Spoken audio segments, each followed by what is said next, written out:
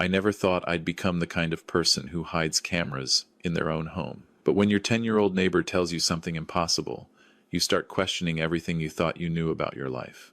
It was a Tuesday afternoon in late June when everything changed. I just pulled into my driveway after a long day debugging code at the office.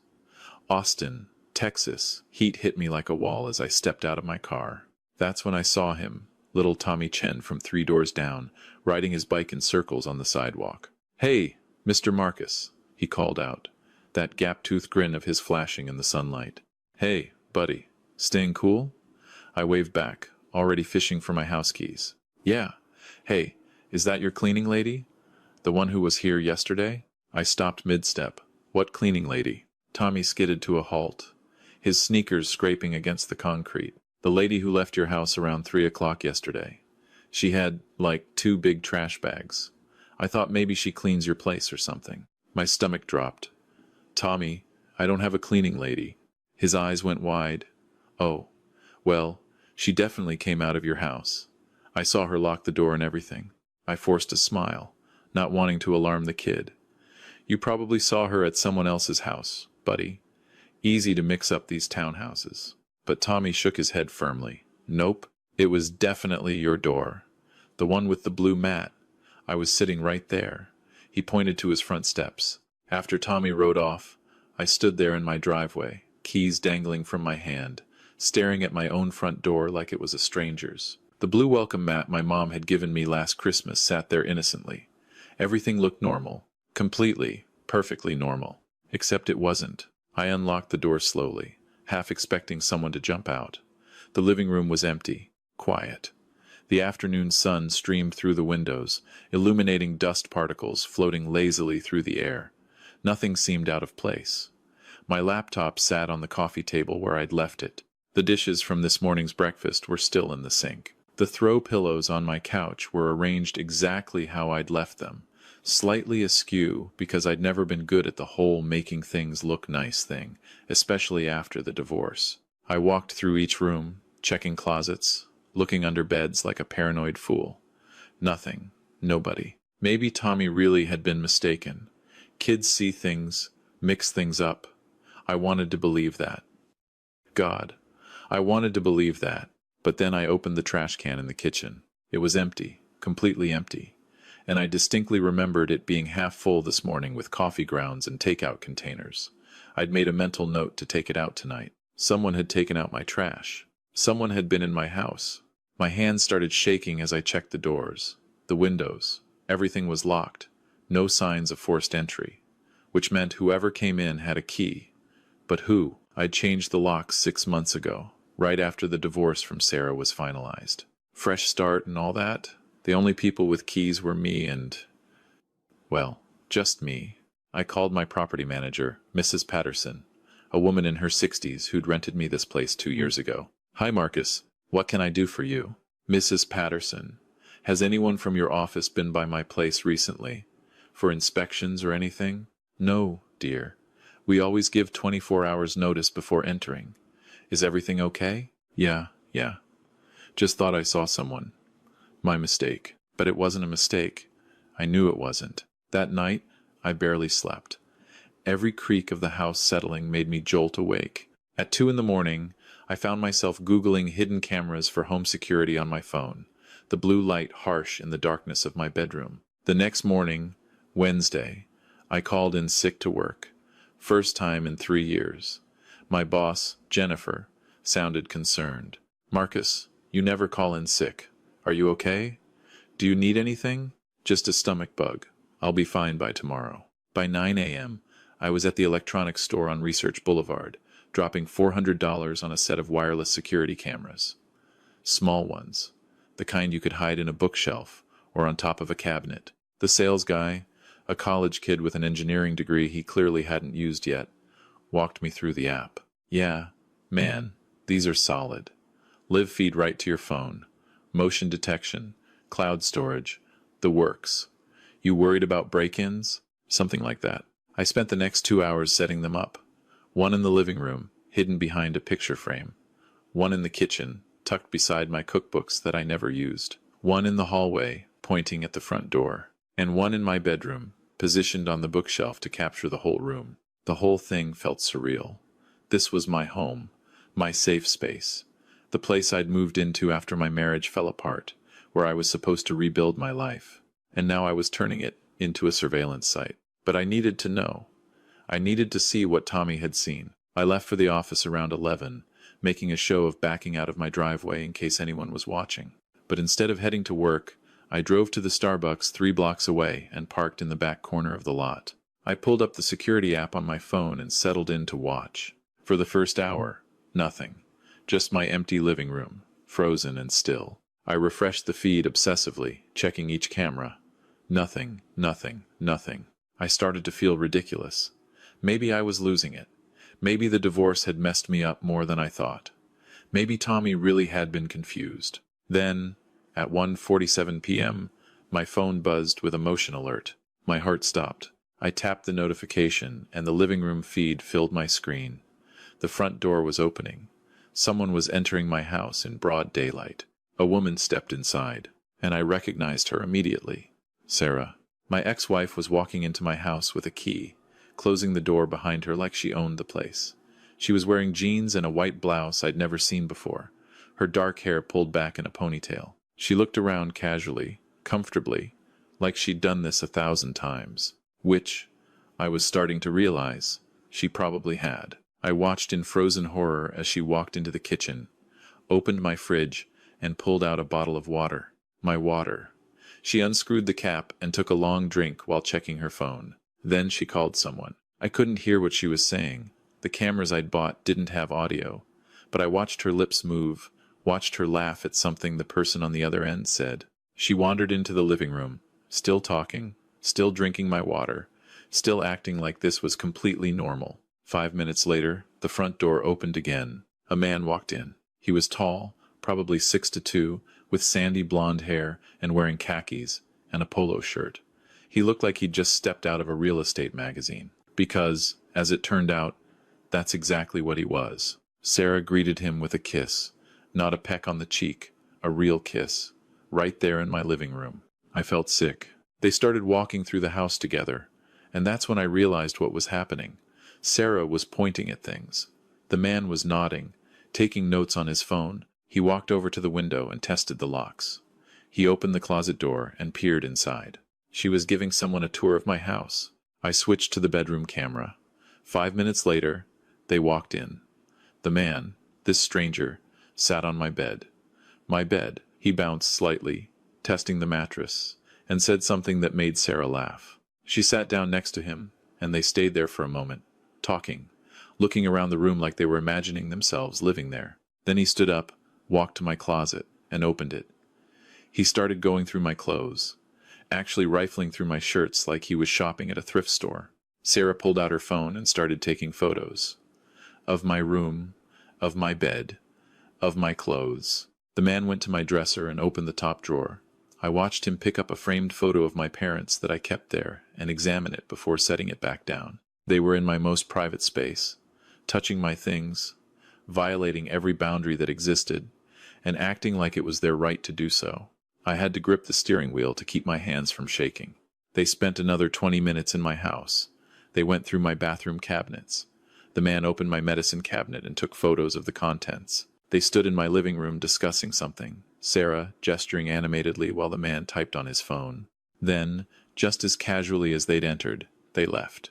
Sarah locked the door behind them, and they walked to a silver BMW parked 2 houses down. They stood by the car for another 5 minutes talking before the man got in and drove away. Sarah watched him leave, then got into her own car, a red Honda Civic I didn't recognize, and drove off in the opposite direction. I sat in that Starbucks parking lot for another 10 minutes, just breathing, trying to process what I'd just witnessed. My ex-wife had a key to my house. She'd been coming and going as she pleased. For how long? Days? Weeks? Months? And now she was bringing strangers into my home, showing it off like it was hers to show. I pulled up Google and searched the man's face from the screenshot I'd taken. It took me 15 minutes, but I found him. Derek Hutchinson, real estate agent with Keller Williams. His profile boasted about being a top producer with extensive experience in residential sales. Sarah was showing my house to a real estate agent. But why? The house wasn't hers. We'd never owned property together. This was my rental, in my name only, that I'd moved into after we split. Unless, the thought hit me like ice water, unless she was planning to sell it anyway. I drove home with my mind racing through possibilities, each one worse than the last. When I got inside, I checked everything. Nothing was missing. Nothing was moved. But now that I knew what to look for, I saw the signs everywhere. The coffee pods were a different brand than I usually bought. There were subtle water stains in my bathroom sink. A hand towel was folded differently than I'd left it. She'd been using my house like it was a hotel. I checked the camera's cloud storage, and my stomach turned over. The recordings went back 5 days, to when I'd first installed them. But the pattern was clear. Every weekday around 2 p.m., Sarah showed up, sometimes alone, twice with the real estate agent, once with another man, older, nervous-looking, who turned out to be a mortgage broker based on the business card he'd left on my counter, and I'd found without recognizing what it meant. That night, I called my divorce lawyer, Patricia Thornton. She answered on the third ring. "Marcus, it's been a while. What's going on?" I told her everything. The neighbor kid, the cameras, Sarah, the real estate agent, all of it. There was a long silence on her end. "Marcus, I need you to send me all those video files. Every single one. Don't delete anything. And tomorrow morning, first thing, I want you to call the police and file a report." "For what?" "She's not stealing anything. She's trespassing, breaking and entering. And based on what you're describing, with the real estate agent and mortgage broker, she might be attempting fraud. This is serious." "But how does she have a key?" "I changed the locks." Patricia sighed. "Did Sarah know which locksmith you used?" I thought back. 6 months ago, I'd mentioned it to her during one of our last conversations while dividing assets. She'd asked about the security deposit on the townhouse, and I'd mentioned changing the locks to get it back. "Yeah," I told her. Then she probably called the same locksmith and sweet-talked them into making her a copy. Or she had a copy made before you changed them and kept one. Either way, she has access she shouldn't have. We need to document this and get law enforcement involved now. I spent that night organizing the video files, creating timestamps, writing down everything I could remember. At 3 a.m., I finally fell asleep on the couch, my phone clutched in my hand, the security camera app still open. The next morning, Thursday, I went to the Austin Police Department's downtown station. The officer who took my report was a woman in her 40s named Officer Rodriguez. She listened to my story with a neutral expression, making notes on her computer. "Do you have the video evidence?" I showed her everything on my phone. She watched in silence, her jaw tightening with each clip. "Mr. Chen, this is definitely trespassing, at minimum. The fact that she's bringing others into your residence without your knowledge or consent is concerning. The real estate angle suggests possible intent to commit fraud, though we'd need to investigate further to determine exactly what she's planning. What do I do? First, we'll file this report. I'm going to have a detective follow up with you. In the meantime, change your locks again. Use a different locksmith this time, and don't tell anyone which one. Consider getting a deadbolt that requires a key from both sides, and keep those cameras running." "Should I confront her?" Officer Rodriguez shook her head firmly. "No. Let us handle this. If she's planning something illegal, we don't want to tip her off before we have all the evidence we need." I left the station feeling both validated and more anxious than before. This was real. This was happening. My ex-wife was committing crimes against me, and I still didn't fully understand why. That afternoon, I got my answer. I was back at work, trying to focus on debugging a particularly nasty piece of code, when my phone buzzed. Motion alert. I pulled up the app, and there was Sarah again, right on schedule. But this time she wasn't alone. She'd brought 3 people. The real estate agent, Derek, a middle-aged couple in business casual attire, and they were doing a full walkthrough. I called Patricia immediately. "She's there right now with what looks like potential buyers." "Are you recording?" "Yes. Everything." "Good. Keep recording. I'm calling the police." I watched the whole thing unfold in real time. Derek, the real estate agent, was pointing out features of the house. The couple was nodding, smiling, asking questions I couldn't hear. Sarah was playing the gracious host, opening cabinets, showing off the closet space, demonstrating the shower pressure in the bathroom. My bathroom. my shower, my home. The couple spent 45 minutes there. At one point, they all sat down in my living room, and Derek pulled out some paperwork. He was writing things down. The couple was looking at documents. Sarah was signing something. They were making an offer on my house that she didn't own. 20 minutes later, 2 police cars pulled up outside. I watched on my phone as Officer Rodriguez and another officer approached my front door and knocked. The look on Sarah's face when she opened the door and saw the police was something I'll never forget. Even through the grainy security footage, I could see the color drain from her face. I couldn't hear what was being said, but I saw Derek come to the door, confused. The couple appeared behind him, looking alarmed. Officer Rodriguez was talking, gesturing. Sarah was shaking her head, trying to explain something. Then I saw Officer Rodriguez point directly at the camera I'd hidden in the bookshelf. Sarah's eyes followed her finger, and when she spotted it, her whole body seemed to deflate. They'd been caught, on camera, in the act. The couple left quickly, practically running to their car. Derek stayed, arguing with the officers, his hands moving animatedly. Sarah just stood there, silent, staring at the camera like it was a snake about to strike. 15 minutes later, both Sarah and Derek were in handcuffs, being led to separate police cars. I sat in my cubicle at work, surrounded by colleagues who had no idea what was happening, and watched my ex-wife get arrested for trespassing and attempted fraud in my own home. My phone rang. Patricia, Marcus, the police got them. They found documents on the real estate agent showing he was in the process of listing your property. Sarah had forged your signature on a power of attorney, giving her the right to sell. They were going to close the sale, take the money, and disappear before you even knew what happened. I couldn't speak. The scope of it, the calculation, the sheer audacity of what she'd planned. How long? I finally asked. How long was she planning this? Based on what the police are finding, at least 3 months. She's been casing your house, documenting everything, building a portfolio. She had fake tax documents, forged mortgage papers, the works. If that couple had made an offer and it had gone through, you would have come home one day to find your landlord saying the property had been sold out from under your lease. It's actually brilliant in a terrifying way. But why? We divorced over a year ago. Why now? Patricia's voice was gentle.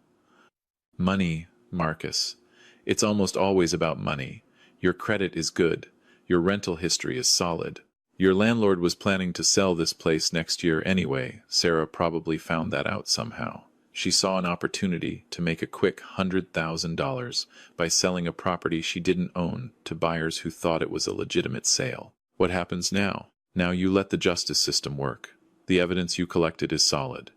The police caught them in the act. Sarah's looking at criminal trespassing, breaking and entering, fraud, forgery, and a few other charges. The real estate agent is facing even worse, since he should have verified ownership. They're both going to face serious consequences. Over the next few weeks, the story unfolded like a crime drama. Sarah had met Derek 3 months earlier at a coffee shop. They'd started dating, and at some point, she'd told him about her investment property that she wanted to sell. She'd convinced him she was the owner, showed him forged documents, and he'd believed her. Or maybe he'd wanted to believe her because of the commission he'd make. They'd been planning the whole scheme together. Sarah would use the key she'd had copied to access the house, make it look lived in and well-maintained, and Derek would find a buyer. They'd close the sale quickly, pocket the money, and be gone before anyone realized what happened. The older man Tommy had seen turned out to be a notary public who'd verified Sarah's forged signatures, thinking he was just helping with a standard real estate transaction. It all came crashing down because a 10-year-old kid noticed a woman leaving a house with trash bags. The court case took 4 months. Patricia represented me in the civil suit while the criminal prosecutors handled the fraud charges. I sat in that courtroom and watched Sarah try to explain herself to a judge who was having none of it. Miss Thompson, the judge said, her voice sharp as glass, you violated your ex-husband's privacy, trespassed in his home repeatedly, brought strangers into his residence without his knowledge or consent, and attempted to defraud potential homebuyers out of substantial sums of money. What you did wasn't just illegal. It was a profound violation of trust and basic human decency. Sarah got 3 years in prison, though with good behavior she'd likely serve 18 months. Derek lost his real estate license permanently and got 2 years. The mortgage broker faced fines and probation for his part in the document fraud.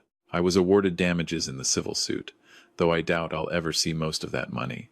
But that wasn't really the point anymore. The point was that my home was mine again. I changed the locks that same day I got back from court, using a locksmith 3 towns over that I found through a random internet search.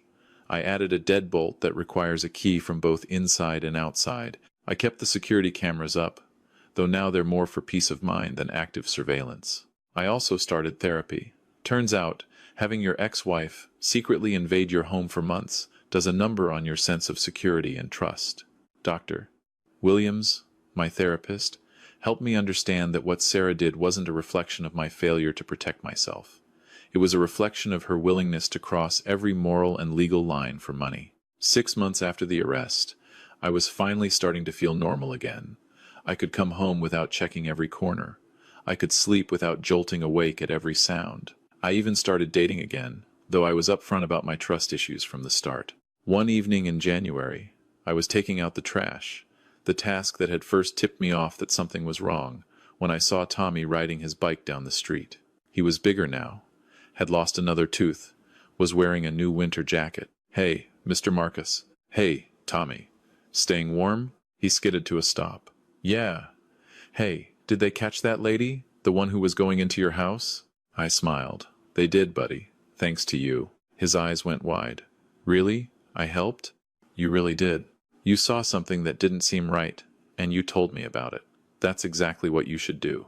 Tommy beamed with pride, then grew serious. "My mom says I should always tell a grown-up if I see something weird, even if I think maybe it's nothing." "Your mom's right. You never know what might be important."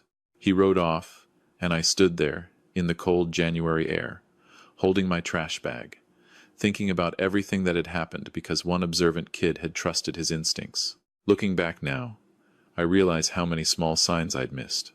The coffee pods, the damp shower, the move towels. I'd been so consumed with my own life, my job, my recovery from the divorce, that I hadn't been paying attention to my own space. But I learned some important lessons through all of this, lessons I want to share with anyone who might be reading or listening to this story. First, trust your instincts. When Tommy told me about the woman, my gut said something was wrong. I almost ignored it because it seemed impossible. Don't ignore that feeling. When something feels off, investigate. You're not being paranoid. You're being smart. Second, document everything. Those security cameras saved me. Without video evidence, it would have been my word against Sarah's, and who knows how that would have played out. In today's world, with technology so accessible, there's no excuse not to protect yourself with documentation. Third, act quickly but thoughtfully. I didn't confront Sarah immediately. I gathered evidence first. I contacted my lawyer. I involved the police. I followed the proper channels. If I'd confronted her directly, she might have destroyed evidence or disappeared. Patience and proper procedure matter. Fourth, don't be embarrassed to ask for help. I called my lawyer. I went to the police. I started therapy. There's no shame in admitting you can't handle something alone. That's not weakness.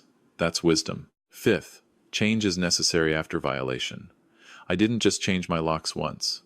I changed them again with different locksmiths, added more security, installed better cameras. When someone violates your trust and your space, you have to rebuild your security from the ground up. Don't take shortcuts. And finally, kids notice things adults miss.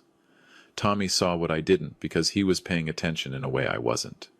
Listen to children when they tell you something seems wrong. They might be seeing something important. My life is different now.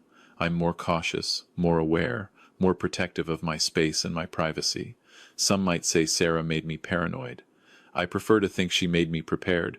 I eventually moved out of that townhouse, though not because I had to.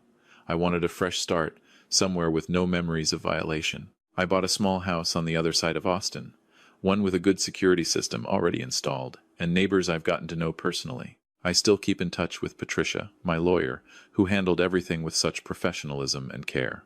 She told me my case was one of the most elaborate fraud schemes she'd seen in domestic situations. Apparently, my story has been used in legal seminars as an example of why documentation matters in civil and criminal cases. Officer Rodriguez reached out a few months after the case closed to check on me. She said she'd been a cop for 15 years and had never seen someone handle a home invasion situation with such calm, methodical planning. I told her that was terror disguised as calm, but she laughed and said it worked either way. The real estate company Derek worked for went through a complete overhaul of their verification processes after the scandal. Now they require multiple forms of ownership documentation, in-person verification, and third-party title searches before listing any property. My case became their cautionary tale. And Sarah? I don't think about her much anymore. Last I heard, she was serving her time at a minimum security facility outside Houston. I don't wish her harm, but I don't wish her well either. She made her choices. She committed crimes. She violated my home and my trust. The consequences were hers to face. What I do think about is how close it came to succeeding. If Tommy hadn't been observant, if I hadn't followed up, if I hadn't installed those cameras, Sarah and Derek would have sold my house, pocketed $100,000, and disappeared before anyone knew what happened. I would have come home to a legal nightmare, probably facing eviction, with my credit destroyed and my landlord suing me for breach of lease. One small detail, noticed by one small person, prevented all of that. So now, when I come home each day to my new house, I take a moment to look around, to notice the details, to appreciate the security I've built, to remember that my space is sacred and worth protecting. I also make a point to wave to my neighbors' kids when they're playing outside, to listen when they talk to me, to take seriously the things they notice, even when they seem small or unlikely, because sometimes the smallest observations lead to the biggest revelations. Sometimes a kid on a bike seeing a stranger with trash bags is the thread that, when pulled, unravels an entire criminal conspiracy. And sometimes the best security system isn't the cameras or the locks or the alarms. It's the community around you, paying attention, looking out for each other, and speaking up when something seems wrong. That's the real lesson here. Not just about protecting your property or catching criminals, but about the importance of awareness, of community, of trusting your instincts, and taking action when something doesn't feel right. My name is Marcus Chen. I'm a software engineer in Austin, Texas, and I'm the guy whose ex-wife tried to sell his house out from under him. But I'm also the guy who caught her, stopped her, and came out the other side stronger and wiser for it. If you take nothing else from my story, take this. Pay attention to your life. Notice the small details. Trust your gut. Document everything. Act when necessary. And always, always listen to the 10-year-old on the bike who tells you something doesn't look right, because sometimes that kid just might save you from losing everything.